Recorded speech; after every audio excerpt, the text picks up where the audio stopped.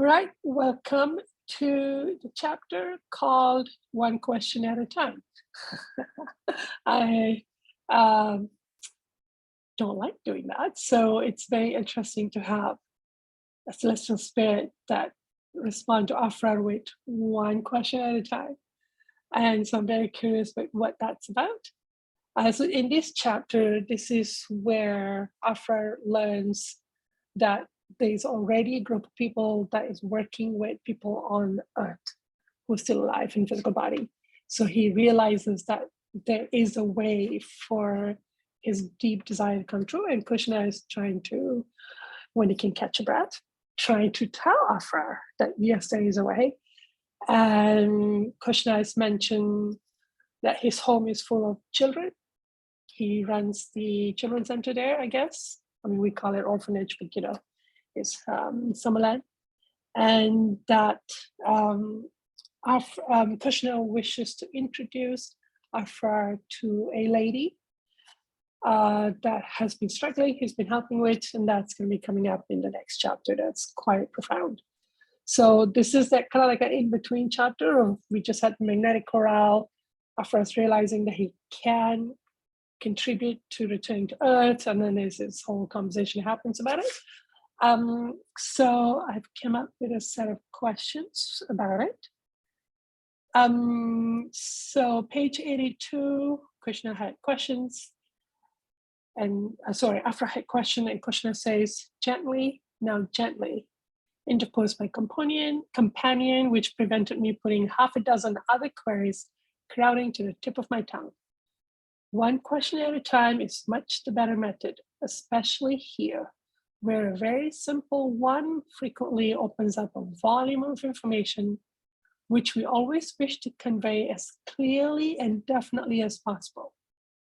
A little bit more conversation, and I had to say it again. Gentle now, or I shall not be able to answer you. Try to remember that there is no necessity to string your questions together. There is ample time to ask each one separately and receive full answers to them all. So we're kind of seeing, I feel like this is the first time we can see Cushna's nature, which is very different from all the other special spirits he has been meeting. So what do you feel is the intelligence and wisdom behind this approach?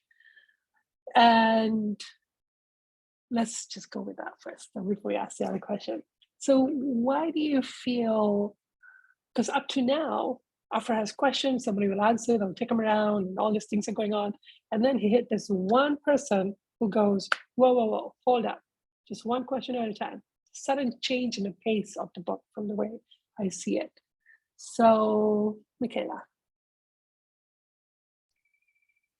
I figure I should get in while I can. I, reflecting on this question that you're asking, it really helped me to connect to the frenzy and the panic that for me used to be behind asking so many questions, and that really what was underneath that frenzy and panic was a true belief that no one was actually going to answer my questions. So it was this addictive pattern of being busy and seeking information, but really not believing that I was going to get the information. Ooh, I like that. Okay. Yeah. And now I still find that I won't stay with one question, but more I'll stay with a theme. So right. Yeah, at the moment I'm more and more motivated to connect with God and to put my focus on my relationship with God than anything else. Right. And that feels like the best I can do at the moment. I still ask a lot of questions and don't necessarily wait for the answer. Yeah. Okay. Yeah. And I like what you said there. When you're asking a lot of questions, you're not going to wait for the answer. So that's another good reason for why that would be a problem. Yeah. Thank you. Okay. Selena. Oh, even after reading this, I probably would still just ask 10 questions. Oh, yeah. At once. But I think for me, actually, just sitting and thinking, the 11 would be about validation for me. Okay.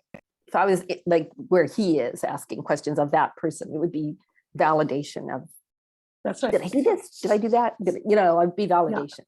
Yeah. And I can see how if you wait till the one question's answered fully, the other questions might not even be questions anymore. You may That's need right. the whole direction could change, or your question's already been answered. It's more efficient. It's just more efficient, and also maybe makes the next question not valid anymore. No, That you're going to ask anyway. So why waste the poor guy's time by that's a doing a good whole point. bunch of questions? Yeah. The question to that one answer will answer all the other questions that now Let it are unfold, kind or of maybe that unnecessary. question is kind of, not even a question. It's Yeah. not even a question I need to ask anymore, because that No. kind of makes it redundant or cancels it out or makes it not valid question or something. Yeah. So validation, and what Michaela pointed out was this reality that Aphraar had experienced, which was nobody could answer his questions. So he's got this fear of nobody's going to answer my question. So that kind of makes sense too. Virginia. I realized that I do have that frenzy where I always have so many questions and trying to pick one. And then when you asked me to pick one, I noticed that it doesn't really matter what question I'm asking. They're all somewhere in my head. What I want somebody to make it easier for me, pave the way for me, like just lay it out for me, make it easier for me. Okay. That's what I'm looking for. And Okay. and I just looked at that and try not to be harsh with myself for being that way. Okay. For wanting that question, for asking, for wanting the easy way out, or the easy way in, whichever way you look at it, the easy way in. I think I don't see the harm in that. In fact, I think that is the most intelligent question to ask. We're walking around in circle in addictions, hurting ourselves, not solving problems. And you're finally going, is there a straight, easy way here? Is there an easy way? Can somebody just hand it to me? And then you're like, yeah, you take responsibility for your emotions, seek the truth, relation with God, off you go. Okay. I mean, this is the shortcut that was always meant to be the only cut. Okay, so I think there's something else there then that.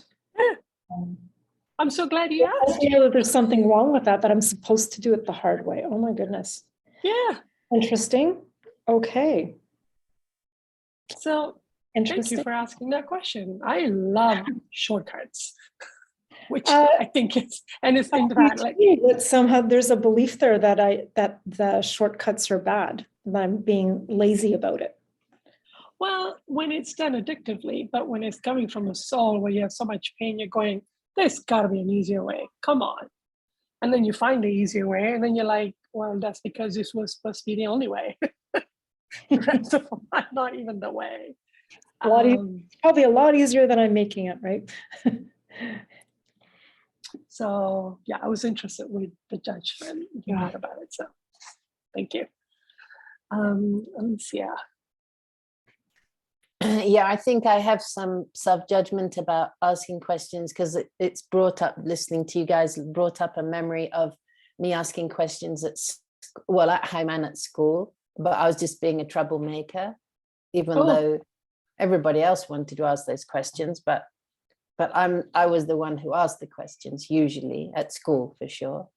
And so it seemed that I was making trouble because I wasn't just listening to the teacher. It was often that I'm not quite getting this, I'm not quite understanding it. So I'm asking a question to help me understand it. Yeah. So that was a troublemaker doing that. So it's created some distortion in there. And I like that shortcut, by the way, too. What I tend to do is I notice I'm confused. So I'm asking all of these questions to myself, because I'm sort of sorting through what is the best question to actually ask at this point. And then finally, when I feel like, I got the question, then I ask my guides or God about, okay, that's the question. That's the one. Okay. But I know that I go through lots of questions to get to the one that I feel, oh yeah, this is the question. Yeah. And I feel like, well, one at a time, it sort of felt like people communicating via Twitter or some little text message, as opposed to having a call or meeting them in person. Like this, I mean, this thing about asking one question at a time, like it's actually helping you go to the answer, is like allow yourself to go deep into it. To receive the answer. Yes, to really receive it and get the fullness of it, instead of these odd little surface words. Like I've used this expression because a friend shared this with me. Instead of splashing around in the shallow end, dive deep into the deep end. Nice. And so it sort of feels like if I just focus on that one question, as you brought up with your relationship with Cushna, then I'll really get the fullness of it, of what the answer is, and it will be integrated in me, rather than I'm just getting a surface. Because, for example, first learning about divine truth, I can look back at the first video I was in and think, whoa, I didn't hear that. I didn't hear that. That's like years ago, and I was there and I didn't hear it. Yeah, so that makes sense to me. And yeah, it feels like it's about creating a clearer foundation for the answer that can be built on, rather than it becoming, I don't know, it feels like that rather than it could go here or there, it feels like it's a more solid foundation by asking one question. And even when you open one question, you ask one question, as soon as you feel like you're getting an answer, or even you're still on the question, I feel like it's already opening up more questions for me. Like everything's opening up from that one. Yeah. Anyway. But to stay on the topic and just finish exploring that one topic. Yeah, I like that. Well, the way Michaela said, I stick to a theme. That's what I tend to do. Or sometimes. Yeah. Thank you. I like that. It's the idea of when you receive the answer to your one question, our guides can start building a foundation to build on, so that we can start to build upon, I guess, a truth that's actually received, and we can start to build upon it. So that's a solid reason and an attractive reason for why I want to stick to one question at a time. Yeah, thank you. Michael. Thank you. When I first met Jesus, it was back in the early days, like 2006. And so he hadn't begun speaking to groups yet. And it was fortunate to have a time to like ask questions. And that's what I did. I asked questions. I asked every question I could think of. And he answered them all. And finally I was dry. But then he started giving his talks, and he talked about the soul, and he talked about emotions, and he talked about things that were beyond my imagination. So later he talked about people that were using him as a source of information, kind of like Wikipedia. That's how I was using him. I didn't give him time to, well, first of all, I abused his energy in which he was gracious to answer questions. But I didn't let the answers sink into me, really. I was coming from a mental, like, questions about the universe and stuff. And I also didn't really give him an opportunity to take the baton and begin to, if he didn't have an opportunity to lead me to a direction that he could see I was in a box, but I didn't give him a chance to lead me out of it. Do you know what I mean? Yeah. So if I could have yielded to a more sensitive person, it could have answered more questions that my soul really wanted to know than I had the ability to ask if I had just been quiet. Okay. So that's my story. Yeah, thank you. That's beautiful. Michaela? I'm just thinking about how often so many of our questions are so full of error. And so Yeah. we're just, so like Selena was saying, they're not even a valid question really once you, Yeah. and like you were saying, like once you lay the foundation for truth, your questions become something completely different. So you're really just wasting your energy trying to get an answer to something that's not even a reality. No, doesn't even. And I like what Alicia said, where she takes the time to, with all the questions popping up in her head, she picks the one. She solidifies to the one question, and there's this feeling, Alicia, in you of that one question. And I was gonna talk to you about like, what does it feel like when you find the question, right? And how that reception of that feels to you. I feel that I almost know the answer before I'm asking the question. Well, but I do your 4 questions about how do you feel, how do I feel, how do you feel, I feel. Yeah. Usually I do that when I found the question. And yeah, but it does feel like it somehow is imbibed within me when I do that. But I because that's what often your soul's really asking. Yeah, because I guess so. Because before that, often I'm just like, imagine I'm just writing question after question after question after question. And then finally I come to, oh, I know what the question is. Like it's like a mishmash of all of that, and it comes very succinctly. And then what your soul is really asking, because I guess then your soul is really open. Yeah, but I'm going through this like, oh, what's going on here first? Yeah, absolutely. Absolutely. It's worth going through that. Yeah. Is that what you meant, Michaela? Yeah. To explore that. Yeah. Lisa. And then I think there's this value in just, because I tend to be ADD as a way of getting out of my emotions. So for me, that's me. So for me, there's a value even in choosing one activity that I'm doing, simple, and then just being fully present with that. In that process, all of me comes forward. I get to know myself and feel myself more. All these layers start to emerge. Yeah. And so if we're doing that with a question, or maybe for Alicia, she's going through this process of feeling all the different questions wandering around, and maybe you're feeling through a ton in that process, and then you're honing in. For me, it's with activities, and I'm just like, no, just stop and sit on the couch right now and breathe. Or dance for a full hour and keep dancing because there's something you're avoiding. And there's something about that, it brings up everything. Like I'm thinking of the card experiment, right? Like Robin said today to us that she sat for 30 minutes because she wasn't getting any answer. In frustration with just one card, she wasn't getting anything. So she just sat for 30 minutes. Can you imagine all the emotions she probably went through in that 30 minutes, or one big set of frustration emotions? I don't know. So I'm just saying there's great value in that.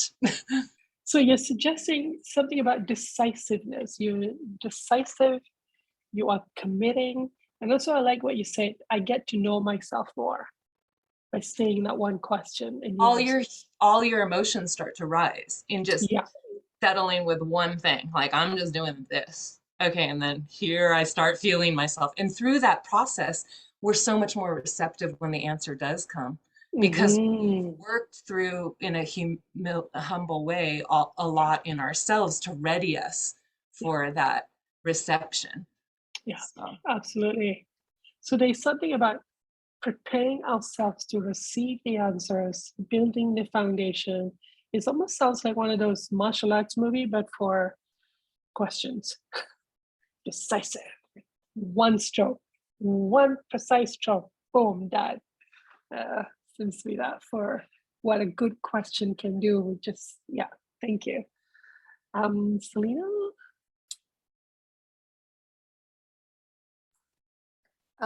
What I'm hearing, listening to people talk, and particularly Alicia, in terms of injuries that we have around questions. Yeah. So like that's another area of injury, like to even be able to know how to lovingly ask questions and give answers. Like I had the opposite experience of Alicia when I was a kid. I did not ask questions. No. Ever. Not ever. And once a No. teacher said, does anybody have any questions? Selena pointedly said to me, Selena, you sure you don't have a question? No. And I was like, no. I was so embarrassed. Yeah. Wow. So I have injuries around it. Just listening, it just occurred to me, oh yeah, I got injuries Wow. around question asking. Yeah. How did that get created? I was so terrified to ask a question. Yeah. And for some reason, I'm just thinking about every 2-year-olds that go, but why? But why? But why? It's like, ugh. And it's like, what happened to us when we were at that age? What was done to us? We're asking why all the time. And this is before Wikipedia. Parents are supposed to be the knower of all. But yeah, so definitely things happened to us at that time. I think my grandfather encouraged my curiosity. So there was one person, but then after he left, I didn't ask questions. But I did seek, and I mean, I didn't ask people questions. There's a difference. Questioning didn't stop. Thank you, Judith. Yeah, I'm like you, Mila. I also are like Selena, which is like afraid to ask questions. Yeah. And then as a little girl, I asked lots and lots of questions, and my mother got fed up. She's like, I don't know the answers to your questions. She got me a book that was how and why, answers to those questions. Which weren't the questions. I'd sometimes look up and my question still wasn't in there, but it's interesting, but you get scared. And what I've noticed now, it's like I have a lot of questions, but I'm getting the same answer for everything now. I'm kind of noticing that it's boiling down to one issue. Okay. So. I think that I gotta give more space to what I'm thinking here. Let me think a little bit more. Alicia, go ahead.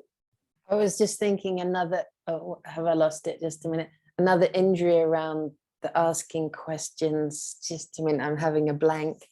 So definitely a troublemaker. Yeah, about getting people telling you answers which are not true, but they just want to give you an answer. They just want to tell you just to shut you up. Yeah. There was that and something else, but it was to do with injuries that we have around asking questions. Yeah, good one to figure out. That's a good one to work through so that we'll ask the right question or that we'll even ask question. Yeah, and I mean, if that's like a real desire and faith and prayer, it's like that's a really big thing for taking us forward. Yeah, just ask questions. Yes. And then there's a beauty of having the question and staying with it so that you can get the richness that comes from that one question. They'll probably answer the rest of it. So, second part of the question, what could potentially be your one question? If you could have one of those, the opportunity to have an afternoon with Cushna and ask the one question, knowing that you could get to spend decades just diving into that one question, what would that be, Alicia? Well, what's up for me at the moment and has been for a little while is my question is, how does God see how I'm being responsible or irresponsible with my emotions? So, and that's my theme at the moment. That's beautiful. So I wish to receive God's feelings about how God's feelings about my being responsible, how I am being responsible and how I'm not being responsible. Yeah, but it's specific to this is really, I'm realizing this is because in the beginning of this being my theme, I was more aware of some physical things. Now I'm more aware of, oh shit, that's triggered me. That's my responsibility. Oh, lovely. Wow. Look how that's bringing you deeper. Okay. Yeah. Okay. That's where I'm at the moment. That's beautiful. One question. I mean, that alone can take you a long way, if not all the way to enlightenment. I can just, wow. Okay. Thank you. Judith. Well, my issue, I'm finding the answer to the questions is I'm not honest with myself. I'm not expressing myself honestly out of fear. So I don't even know who I am. Okay. And this gay thing has kind of all brought that up because it's something that I've hidden, and how wrong that is to do.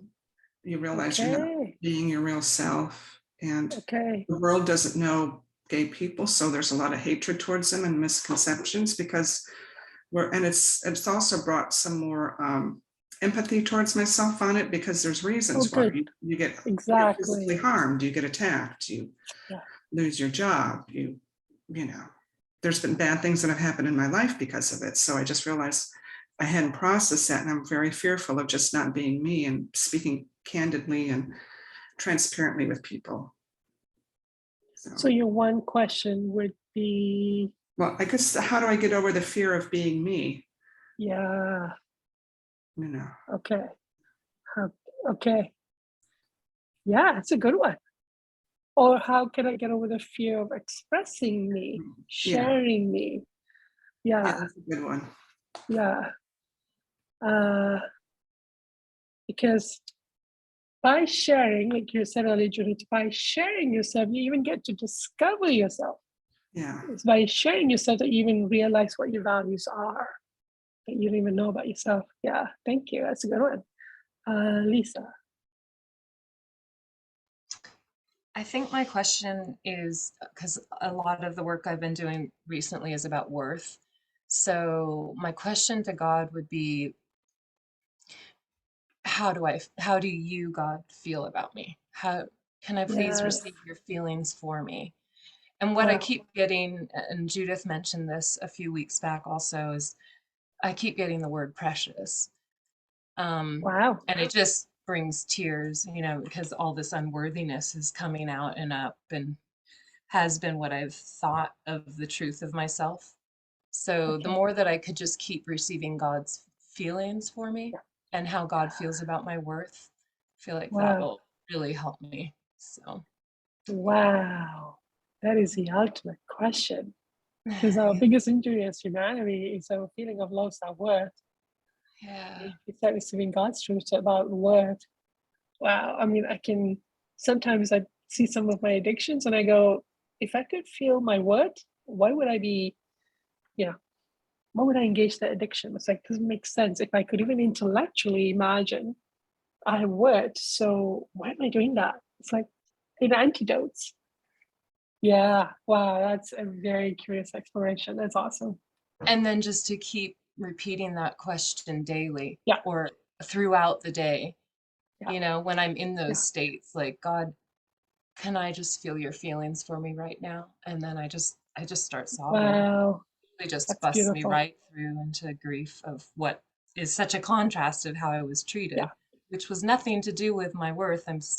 I get it here, but I don't get it fully here yet. No. So Michaela just shared that she also has the same question as you, Lisa. Yeah. Okay, Jill. So I have my question would be kind of similar as well. Just I've worded it a little bit differently as what is our purpose? So even and this goes even to when we're at one-ment, like what as souls, what are we supposed to do? Right? It's like I don't see it.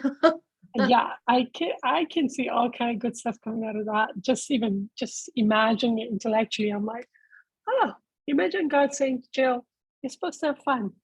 You're like, oh, okay. You know, like, I don't know, I'm just kind of guessing what kind of branches can come out of that. That's a fun question. I mean, it sounds heavy, but well, in the state that I'm in, in the state that I'm in right now, it's heavy, but it's I guess it could be fun. Well, or it could be a good question. That question will take you to the lighter. It will antidote the heaviness. That's a powerful question. Good one. Okay. I myself do not know my one question. Oh yeah, okay. How can I stop all my addictions? Yeah, that is definitely driving everything. So I was just thinking about, like, right now I'm thinking, how do I receive God's forgiveness? Because yeah, that's the only way I can have the courage to even look at the damage I feel. But then it's like, well, why do I want to do that? Because then I'll get rid of my addictions. So it comes back to the big question: how do I get rid of all my addictions? That's my overriding everything right now. Michael. I would go something along like, what is my next step? What is the next thing I should do? What is the first thing I should do? Just Okay. tell me simply what would be best for me to do now. But you already got the big overarching subject you're on, because those are the chapter points of the big question.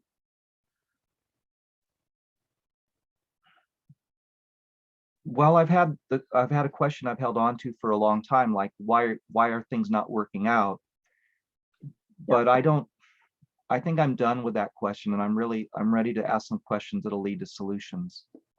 Okay. So I don't have a new overarching question yet. Yeah. But you've definitely figured out why things are not working out. So that's useful. I think now you're asking, so how do I fix it? Sounds like that's what you're asking now. Yeah. That's what a good question. It's like, why aren't things working out? You can't fix it until you know what it is that you need to fix. So that is a good question. Well, I think I'm requiring myself to understand the problem before I take action. Yeah. And that won't really lead to a action. Okay. Because I have to have the experience and all the things that action will yield for me. Yeah. Well, I mean, I'm thinking right now going, but the masculine half, the soul, is designed to break through stuff differently, to work through things differently. So are you reflecting the masculine nature of, I need to understand the problem? But then at some point you're going, now I got to start trying things out to see which one solves it. So I feel like maybe that was a natural masculine approach to issues. I need to understand the problem so that now I can start to problem solve it. Yeah, a feminine approach, maybe a feminine half of the soul may have different approach. Yeah, I'm hearing a lot of the feminine side of the soul's approach in this. So we need to stop and go, actually, it kind of helps when the other half going, I need to understand the problem first. It's like, that's the Dalai perspective. Okay. Thank you, Michael. Lisa. Oh, I just had this hit. It'd be really neat or interesting to ask our guides or Aphraar, what would be the ultimate question for me to ask that would give me the greatest benefit? I mean, maybe they don't want to interfere with our free will, and they'll say, hey, it's really up to you. But I just am curious what my guide, what Aphraar would say is the question I really need to be asking as my biggest growth right now. Am I totally missing something? Okay, let me chew on that one. Let me see. Yeah. Like Aphraar's overriding question was, how do I bring this back to earth? And look at us today, like, wow, right? And so you can't ask the wrong question. Like, but at the same time, you're like, maybe I am asking a different question I've even forgotten about, or maybe it's time to upgrade my question. Could be. Let me. I always listen to conversations and then try to find one question we can go for after. Thank you, Lisa. So any other suggestions, please report. Okay, we have exhausted this one. So second question. Selena made a comment and I'm just going to keep poking at it. It's like, I don't even have to read the passage. I'll just go to the question. Anyway, Aphraar had the audacity to say to Cushna, how can you tell what's going on with the boy's life? Like, how do you find what's boy the boy and what his life on earth was. How did you find that information? So once Aphraar asked, he asked kind of out of that feverish, like, how did you find out? And then he said, I cried. How, Cushna, how? I cried. And my heart beat with feverish excitement engendered by his words. A daring, impulsive thought that it was possible to throw that door of my hope wide open and for my prayer on the slopes to be literally answered.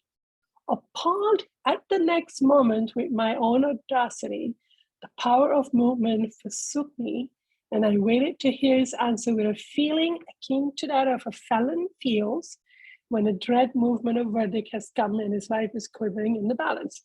I love how well he described it. And I was like, it never crossed my mind before, but it's actually a very emotional book. Because in everything, he will take the moment to describe his emotional state of what it's like to ask the question, to go through the experiences. And it's like, oh, the book is very emotional. I think the penny didn't drop till now. But you can feel how his feeling of like, oh, did I have the nerve to ask that? And he literally froze in terror. And he felt like he's done something so wrong, there's going to be a verdict coming his way. So you can feel that, you know. So there's always this thing you want that's going to make you feel like that. That you're like, how do I even ask that? How do I even wish that? And I feel like those are the feelings that gives you the clue to what you really want. And those are the ones you should go for. That's why I brought this question up. The one that make you go, wow, I have the nerve to even ask that. So what does it bring up for you to read that passage? That why do you think Aphraar is having such a reaction? And what kind of desire do you have that will make you go into the same kind of frenzy or terror?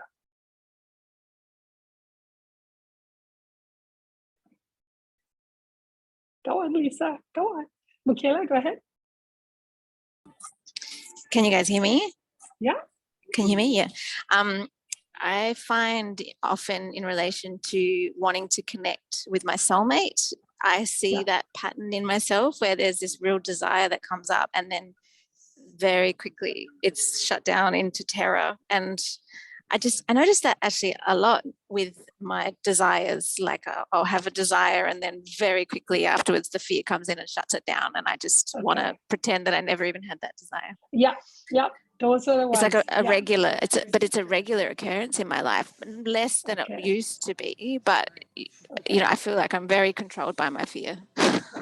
Well, yeah, no, that is the nature of fear, especially when you speak of that desire from your soul. That fear will show up big. And that's actually a clue of like, oh, I must have just hit the jackpot right there because of the response that came up. If that audacity feeling doesn't come up, you haven't hit their question or their desire. So it's actually a clue. It's like you've got to be out of your mind to even think of that. And I've gone through quite a few of this in my life. So I have a bit of experience of having to work through those kind of feelings, as well as the outcome from going through those kind of experiences. Alicia? I don't know if I'm exactly going to answer the question, but what came up for me was the feel I felt I had an audacity to want to know and feel my true potential. And what came up for me was because who am I? Who am I? I'm just an upstart, a nobody. And I'll just draw competition and envy and jealousy, and then I'll withdraw and give up and use the excuse, God knows the truth and God will take care of it. And I don't have to get involved. I'm just gonna go away from it. Anyway, that's what came up for me with this. That's okay. Beautifully put. I love how you put it together. Describe what it's like. So how I want to know my true potential. Is that what the question is? Yeah. That's beautiful. Feel it. I want to know it and feel. I want to feel it. I want to feel it. Wow. Yeah. Because that's a Go little for bit it. like, that's a little bit like Lisa said, and others said similar things, that I want to feel how God feels about me. So I want to feel Yeah. how God sees my potential and feels about my potential Ah, as a soul, as one of her yeah. children. I mean, that's just truth. You're just getting truth. And how would you reach for something if you didn't know that you have the capacity? It's like, some examples coming to my mind, but it's like a crawling baby saying, "Is it okay for me to wish to walk?" And our guides are like, "You were built to run. What are you talking about?" Yeah, please ask to walk, because you're going to be running and you're going to be leaping off. Like, what? So it's kind of, I'm seeing the guy in Avatar, like when he suddenly starts running in the beginning. yes, Super yes, fast. Yeah. yeah. Yeah. So that could be what it looks like when we're asking about our potential. Well, I'm really excited about that question, Alicia. That's beautiful. Thanks. Joe.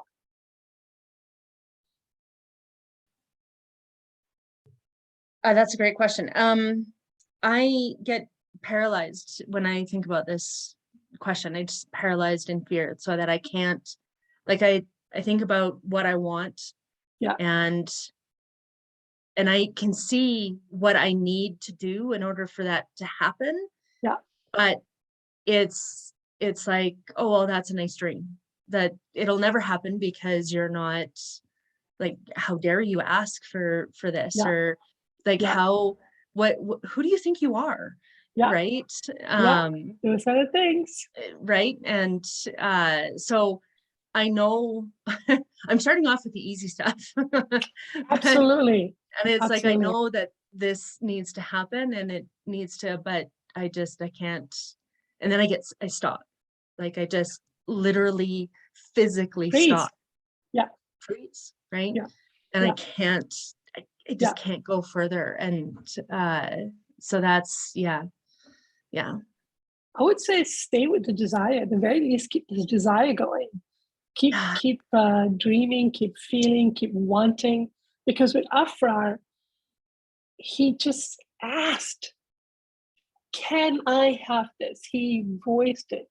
He asked. He shared that thing, and not knowing that God and his guides had already set the process of answering his question, like to the point where he didn't even get to his home in spirit world till the end of the book one. Like, he's had all these adventures that I don't think anybody else have right after they pass, because God probably even anticipated that he was going to have the desire. I want to go back to it and share this. Like, who knows how long this story's been running. But he did have to step up and ask, and then work through that feeling of, who do you think you are? And you're like, and how interestingly, all of us have this kind of feeling inside of us in our current condition. Like, what happened to us so early that that feeling even entered us? When, if you look at Aphraar's life, you're like, oh, no, this was probably in the works for a long time and everybody saw it by him. Who knows? Yeah, who knows? But then he had a choice and he made the choices. Yeah, that's beautiful. Thank you. Lisa. Oh, I just want to reinforce what you were just saying, how important it is for each of us to really address our blocks to that natural curiosity that Aphraar demonstrated. That desire was allowed to come forth and brought so many things and so much good. Look at all of us, right, sitting here discussing this book, and how much our lives have been touched by his desire. So yeah, just to keep working through those blocks feels really very fundamentally important. And sorry, go ahead. No, go ahead. I was going to say something different. Oh, I was just going to say that one desire, it's fair to say that drove his at-one-man. One question, one desire. Like, why wouldn't you end up being at one with God with that kind of desire, and the action and all the support that got put into place for it? And it was one sincere, loving desire. It was a very sincere, pure, and loving desire that he had that just Yeah. came straight from him, right? In Mhm. his condition, his current condition when he passed, he just had Yeah. it. He had developed that in himself. So Because in his earth life, with all the obstacles and stuff that he faced, but he yeah, was given the encouragement to cultivate love for his fellow human in what would look like a small way, because he looked out for the community in his neighborhood, but the spire started to grow and grow and grow. And yeah, yeah, yeah, you that's never so know the beautiful. little things we do. Yeah, I know. Start with the little desire that's positive and it builds. Yeah. feels. So what I was going to say was, as soon as you asked that question of that audacious desire, Yeah, I was like, oh my God, I had this image pop into my mind and heart. I was like, I want to work with Jesus and help what he's doing, his team, his band of like getting divine truth out. Like it was wow, really strong in me. And I just, wow, oh my God, I beautiful, don't even want to say it to the group. Like I just kind of want to cover my wow. face after having said that. Oh, look at you. You can see it. Yeah, I Thank you. feel very ashamed. I mean, scared of being No. beaten down, scared of being, Yeah, who are you? You're conditioned. Blah. Like I hear my mom's yeah, going, you know, yeah, yeah, that yeah. all that stuff to work through. So, but hey, In it's good my to have. experience, until you hit that emotion, you haven't gone to what you really want. Once you hit that emotion, Yeah, now you're talking. Now you're there. I Yeah. felt that.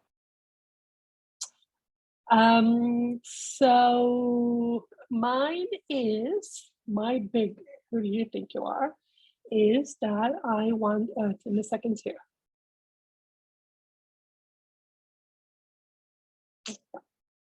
I want Earth in the second sphere. And obviously, I've got nothing to do with making that happen. But I want what I want, and whatever that I could do from my abilities and gifts will be given to me. And the moment I set that desire, I got 2 new guides. Like, boom, just like that. I'm like, do I have new guides? What just happened? Are you taking me seriously? Wow, wow, there's a whole plan here. No, I was just saying, but how you just shut down after. And it helps that it's such a big dream that it is not up to me. It kind of helps, takes the pressure off. I'll have my parts to play, but I want what I want. And then who knows? We'll have to look back 1,000 years and see how things came out from that one dream. So thank you, Michael. For me, it's what the question I refuse to ask is, what might I be doing if I weren't doing what I think I should be doing? Oh, tell me. Well, I don't. No. That's a good way to get the answer. I feel like I'm a caretaker for my parents, and I feel like it's a role that I need to do. But in truth, I don't. It doesn't really. I know there's a higher purpose than to just helping people pass time until they leave the earth plane, who Okay. are not interested in anything that I'm interested in. Right. So, what gifts do I have? What passions do I have? What is my purpose? That's all on hold while I'm being a good son, Yeah. So I am afraid to ask because I don't want to create the possibility of upsetting all this here. Okay. I don't know what would happen. Well, this kind of desires takes a long time to cultivate.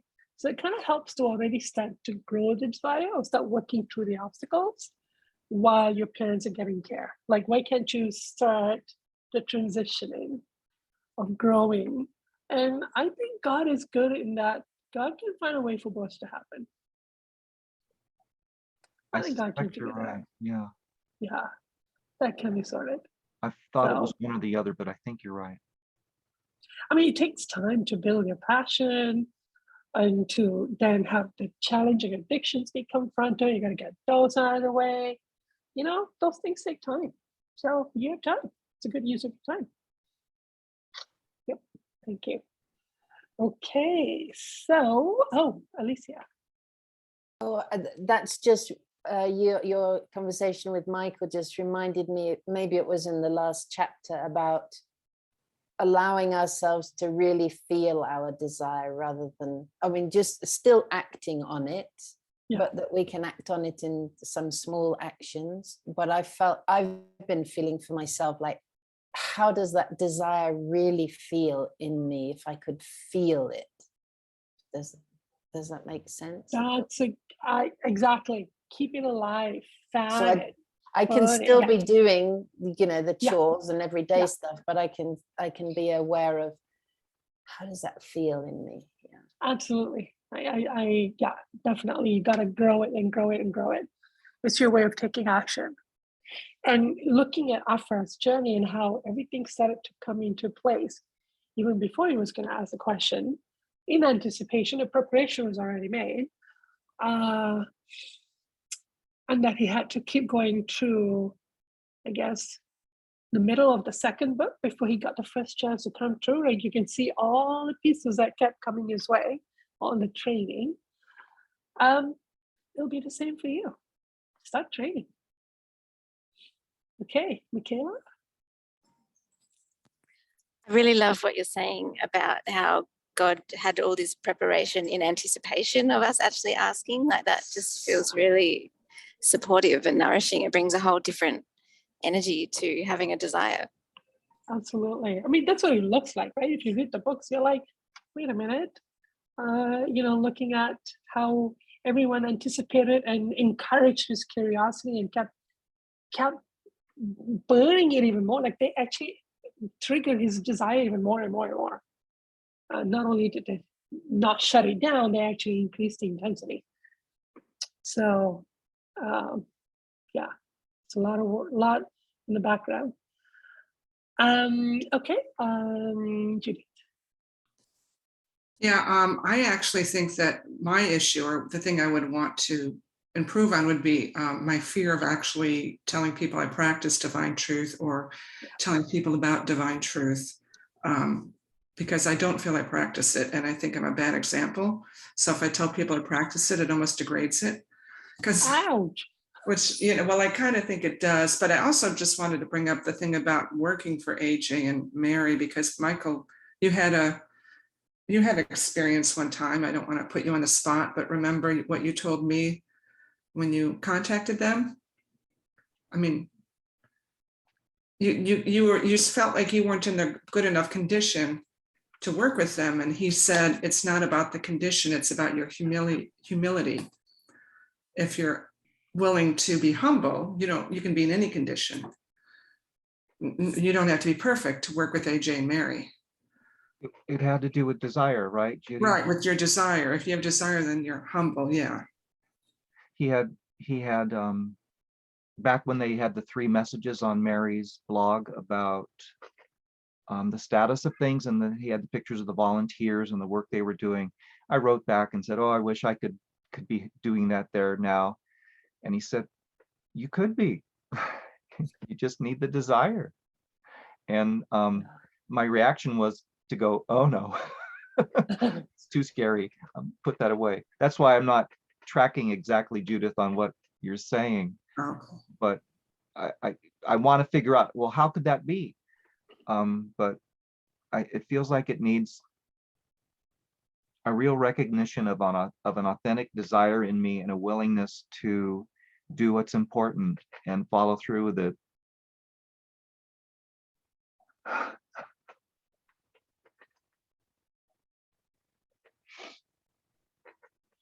It's yeah. Yep.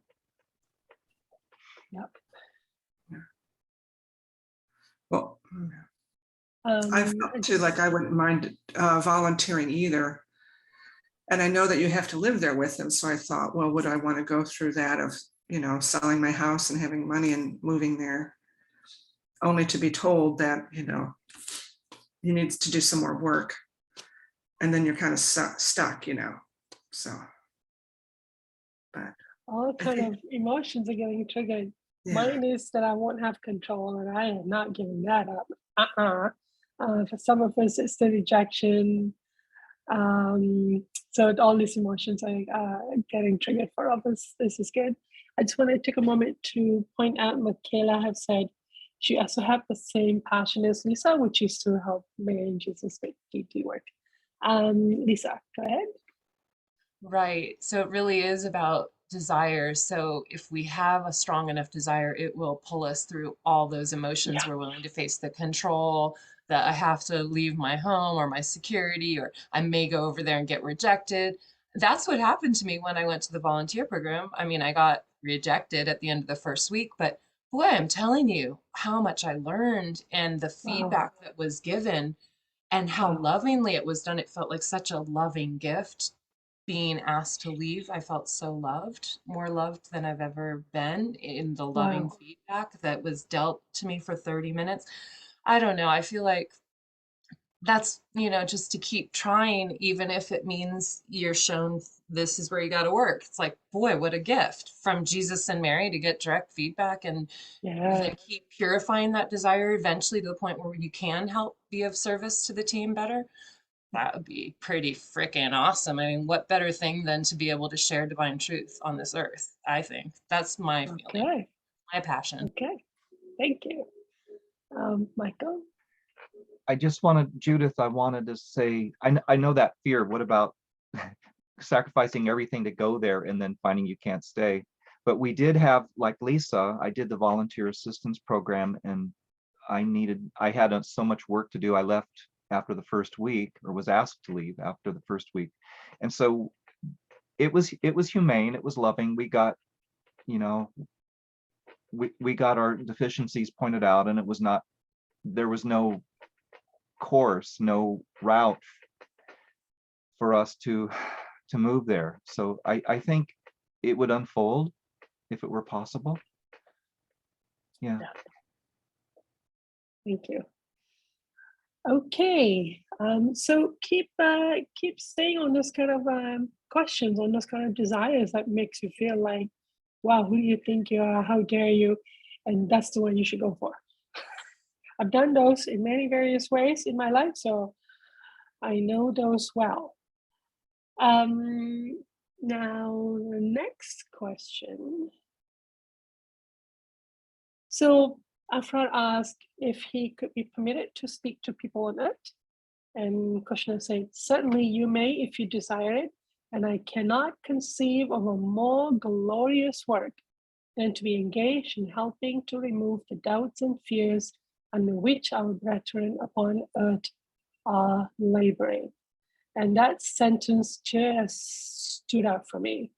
There is no more glorious work than to help us. How does this make you feel? What are some doubts and fears you have been freed from since walking on a spiritual path, as well as on top of it, the divine truth path? Because I want to acknowledge that if you're doing self-reflection, self-responsibility, you will start receiving truth. But then, you know, if you get the shortcut of discovering the divine truth, it's all in one place. So what does it feel like that this is how Cushna feels about work in helping us? How does that sentence affect you?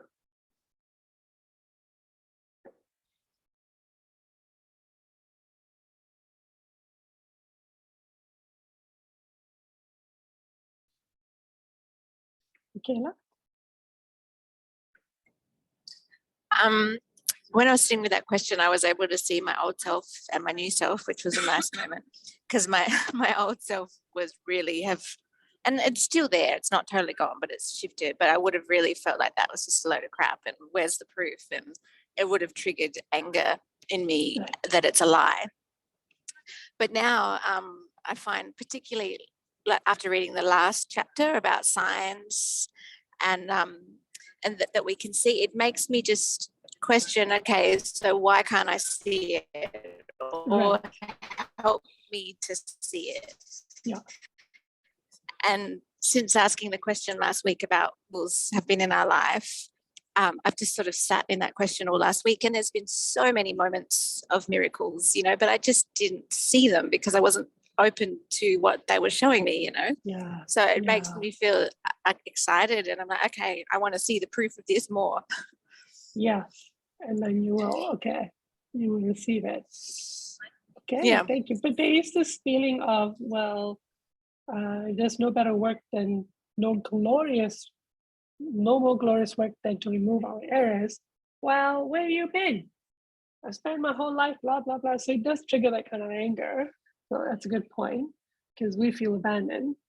And yet it's a labor of love by all these guides to help remove our errors. So that's beautiful.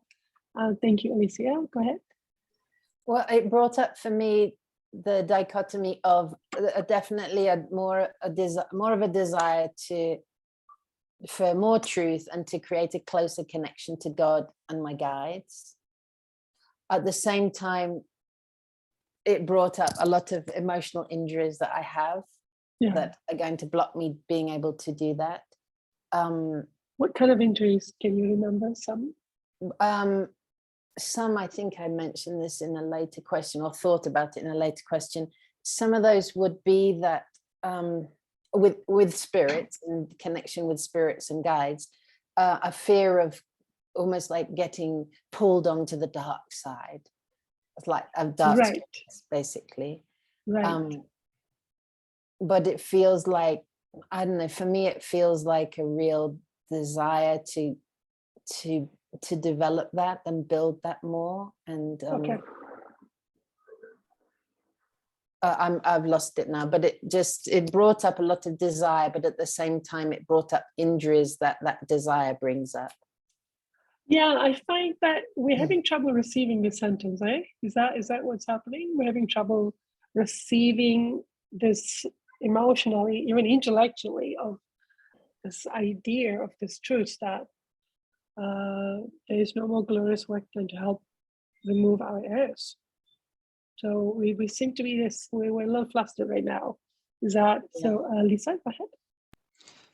I guess I was going to say that what it brings up in me when I really feel it emotionally is like how hard it is on earth, how much darkness we're in. There's a sadness that it brings up in me. Right.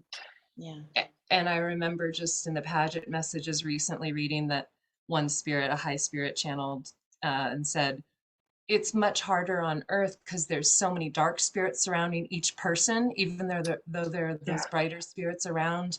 We're so much more closely aligned in our energies, in rapport with the lower spirits. So there's so much confusion, there's like disillusionment, there's all the dark spirits that see that we're attempting to grow and they want to try to bring us down. And so there's just a lot of struggle being in this earth existence that makes me feel really sad for being here. And you know, this is it would be cool if Aphraar could come through better. You know, if people that really have that desire of Aphraar could really get through to us clearer. Yes.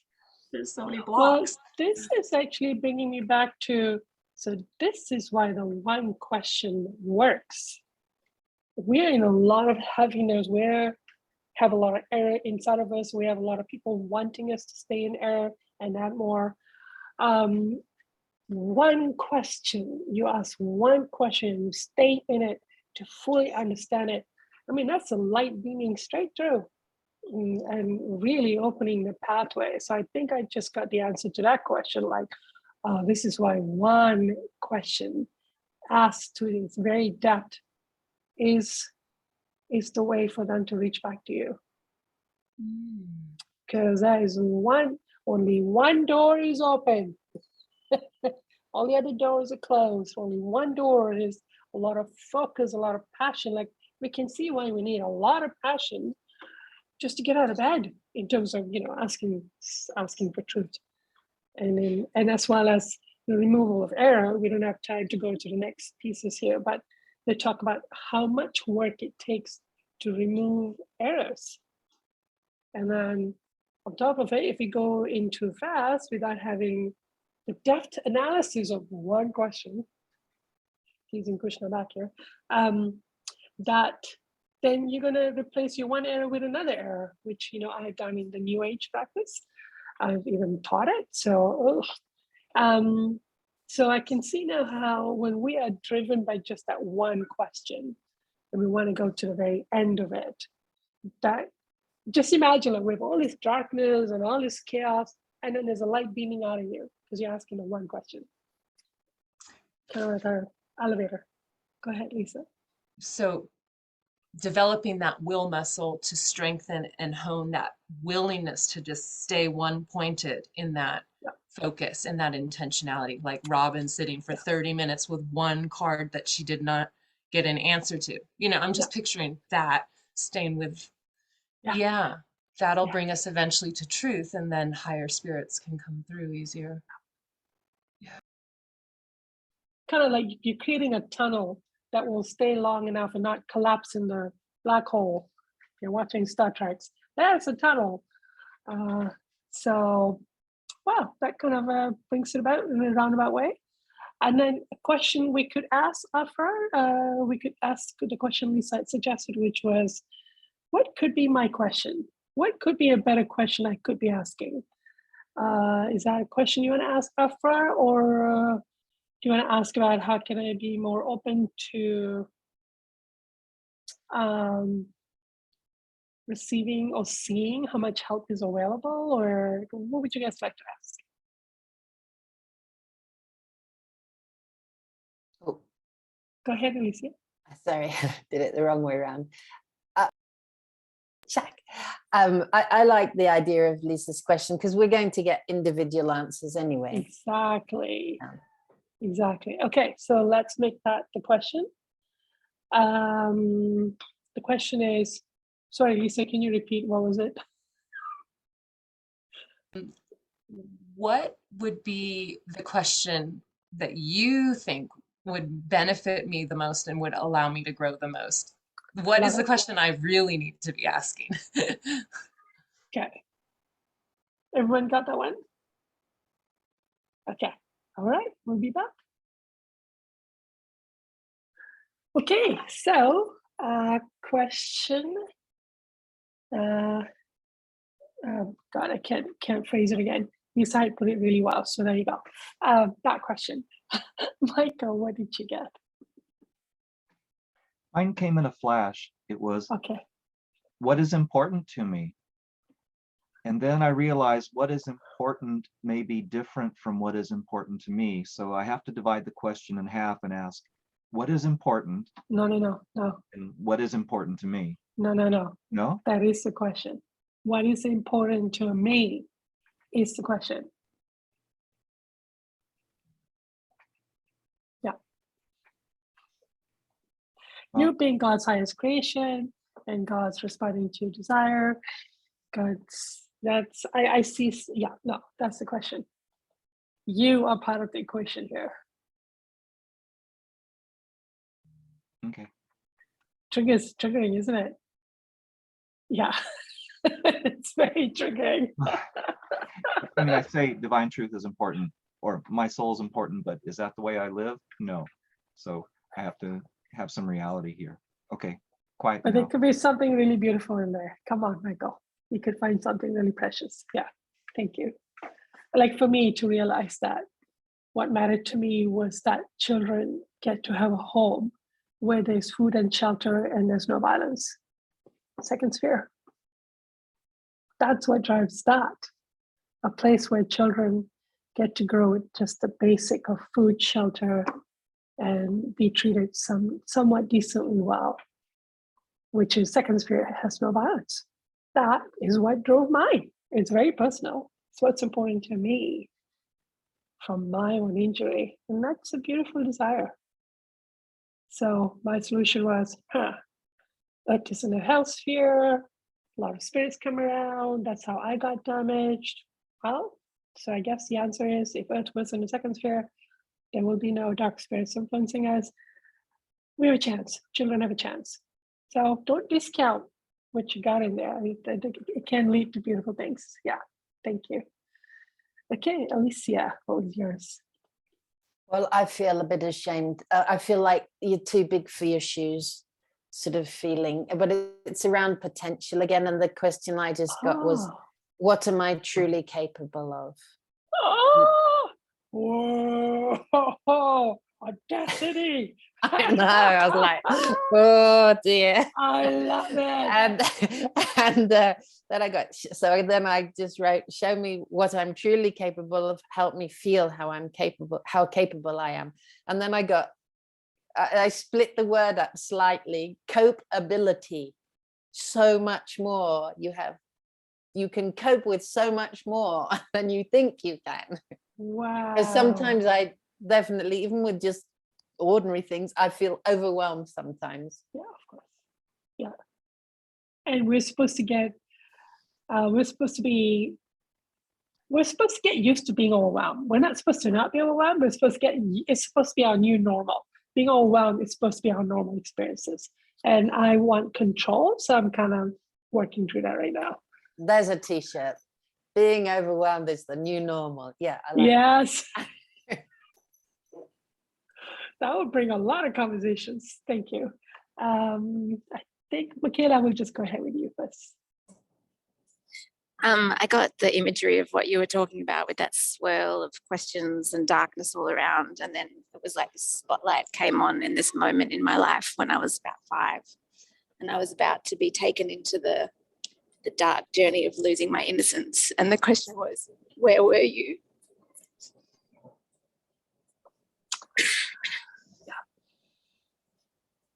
That question drove me for a good 15 years. And the answer I got from that, yeah. Beautiful, thank you. It's a powerful question. And I refused to leave it until it was answered. As many decades as that took, yeah. Thank you. Yeah, I can see that there's an error in that finally, and I'm excited to know the truth. Yeah, but all the areas that has to be released is healing. It's very healing to have the child be able to feel all of that. Yeah, I think I stayed with that question maybe 20 years before I got the answer. And in the process, I think that very question may have even drawn divine truth to me, because that was the only way, one way for that to be answered, through the material. So, powerful question, thank you. Okay, Judith. Well, mine was really simple, and it was just like, how can I be more loving? And I knew it was kind of true, because the minute, I kind of felt it, it was like, well, I don't want to be loving. And it's like, well, there you go. There you go. Well,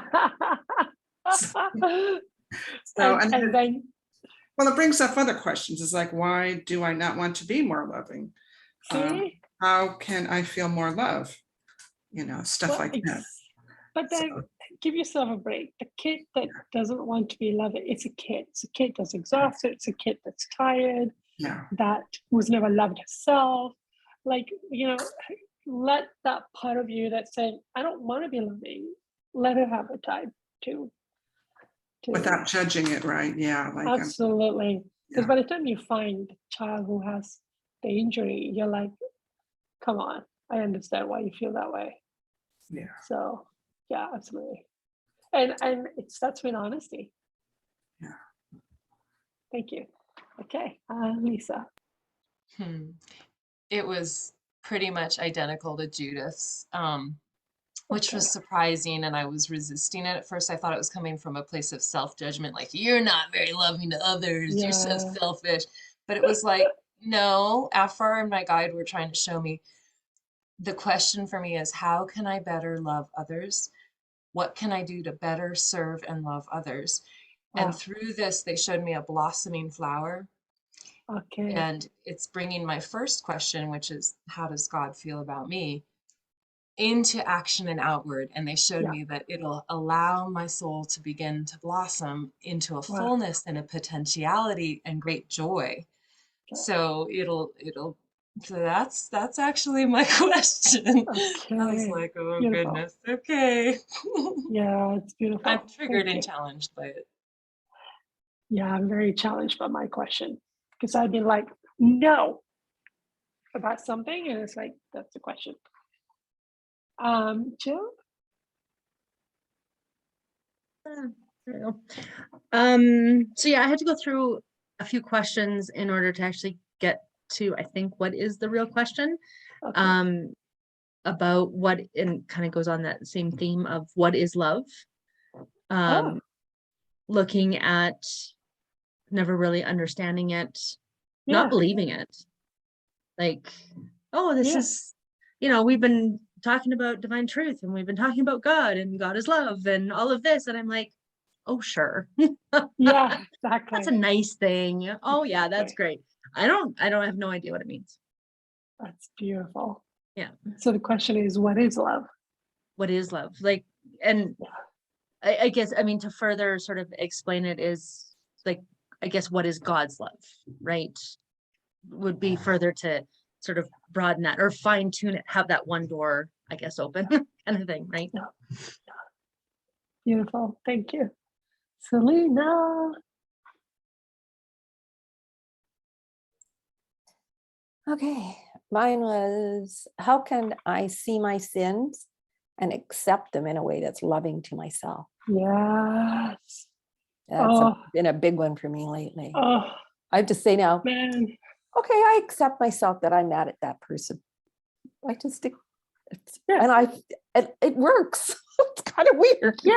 Okay. I actually feel Wow. some love every time I do that.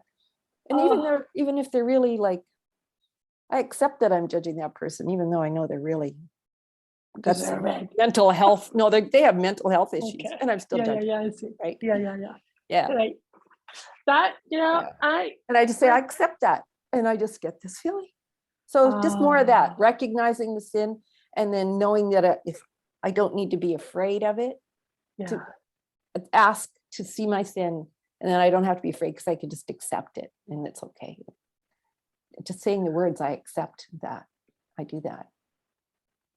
I feel like that's a big turning point. It's a big turning point in our development to get to that place where you can just accept your sin. Yeah. I mean, boy, you're just going to take off. You're just going to keep progressing because it's not. I love to get there. I'm tired of staying awake, beating myself up about my sin. I'm just going to start accepting it. And let it work itself out. Keep working on being loving and working on my addictions, and then it'll just work itself out. Yeah. Oh my God. We only have to do it one time in our whole existence, just one time. Facing sin, getting rid of addiction is just the one time. Yeah. And we're done forever. Yeah. Okay. Virginia.